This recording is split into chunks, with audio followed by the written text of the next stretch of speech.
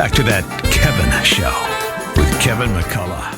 And we're back. And friends, you heard me reference it last segment, but if you would like to go with us to the battlegrounds that we're talking about in this very discussion, especially the ones surrounding Normandy and the beaches, the beach landings of D-Day, it was 80 years ago next summer that D-Day was enacted, that the liberation of Europe occurred.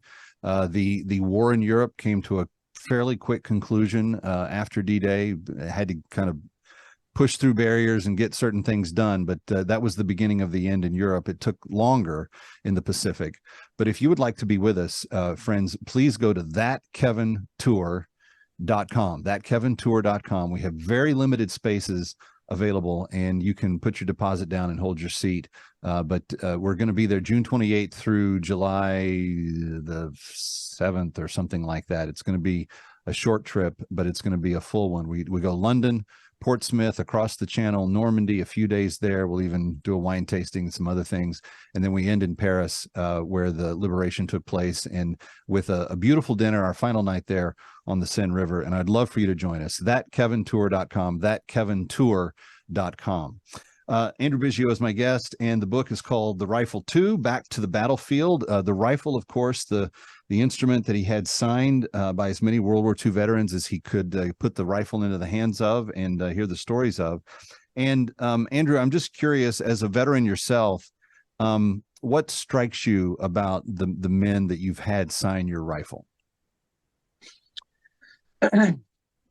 I've had about 320 men and women sign my rifle, anything from Medal of Honor recipients to Navajo code talkers to cooks on ships to infantrymen to B-17 to Tuskegee Airmen. You know, I wanted to represent the whole war and get a little piece of everybody. The Pacific, and in the rifle Europe. too, you've got one of the guys that served with Lieutenant Spears from Band of Brothers. So it's there's even some familiarity with even the bigger, more famous stories here. Yep, yeah, it gives me goosebumps just thinking about Frank Maniscalco. You know, he was someone that always turned down TV and movie interviews and just totally never went to a reunion. And so that's a, you know, that brings you right into your questions. Sometimes I meet guys who have been active and involved since the 50s in veterans associations and the war. And I meet other guys who literally didn't even save their uniform, went back to work, started a family, didn't talk about it, didn't communicate, didn't keep in touch with anybody. And Frank was one of those guys from the 101st Airborne of Dog Company 506 Parachute Infantry Regiment. This was a guy who, you know, he had a traumatic war experience. He was jumped in on D-Day, nearly drowned when the Germans flooded the fields at his drop zone, gets wounded in Carentan, France, evacuated back to England, rejoins his company, jumps into Holland, gets both of his legs shattered by a German mortar round in October of 44 during Operation Market Garden. Evacuated again, and his two best friends from his platoon are killed in action in Bastogne. And that's definitely not an easy life for an 18-year-old kid, you know, at the time. And I was fortunate enough to put that rifle back in his hands again and bond with him at his age of 100 and me being now 36. I started this project when I was 28. And I'm so fortunate for him to let me tell the story. Well, it's a powerful one, and it's just one of several. There's 2 volumes here. The rifle is Andrew's original work. The Rifle 2, Back to the Battlefield, is what we're talking about. And you did go back to the battlefield with some of your subjects, and I'm just curious what that experience was like.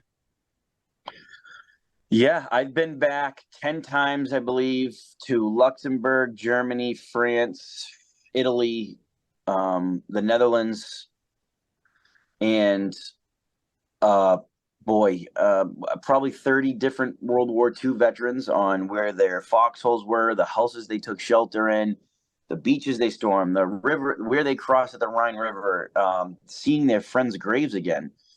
That's, I think that's one of the most gut-wrenching things, is to see a 98-year-old man get down on his knees and grasp his friend's cross at the cemetery and cry.